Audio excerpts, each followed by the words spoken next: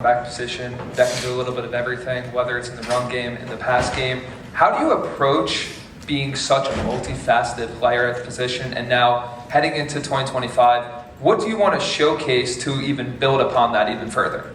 You know me, I'm a smaller guy, so I gotta do a little bit of everything.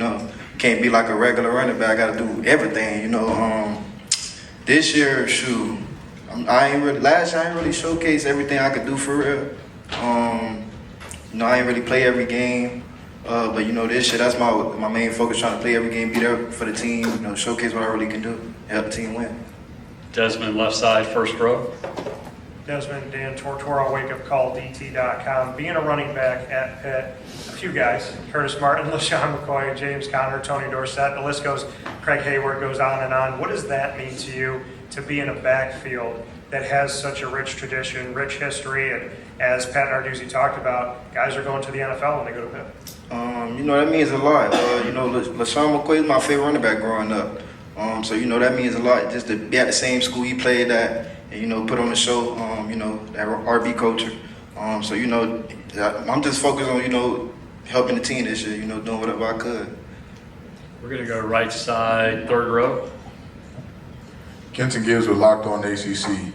You were one of under 10 backs last year that was over 1,500 offensive yards from scrimmage, and yet you say there's a lot of things that you didn't show that you could do last year. What is the ceiling, and what are those things that we'll potentially see you do this year that may not have been utilized as much last year?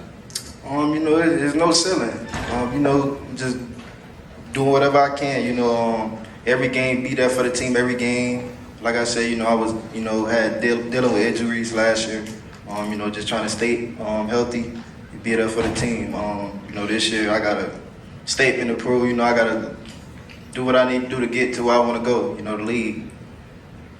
Desmond, from the podium, you mentioned your height and that you've got to work a little bit harder. Was there a moment in your childhood in which that realization came to you that this is who I am and this is what I got to do?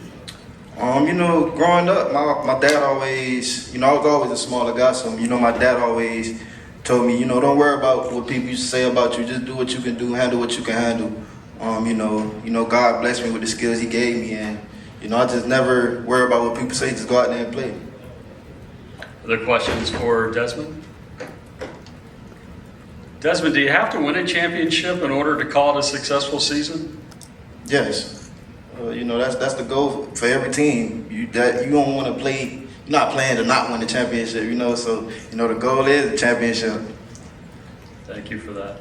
Question to the right-hand side about the sixth row, all the way to the right. Thomas Christopher from the League Winners. Coming from the FCS, I don't think too many people really expected you to blow up the way you did in your first season with Pitt. Can you just talk about the difference in talent level coming from those divisions in football? To me, it didn't really feel like no difference. If you're a game player, you're a game player, no matter where it's at. It's a lot of great players in the FCS, that didn't really get the chance, showcase their talent. And I'm just blessed, to be able to do that. Shout out to, the FCS players. Let's go back first row right in front of you, Desmond, to your left. Desmond, quarterback Eli Holstein, just what he was able to do, the success that he had last season.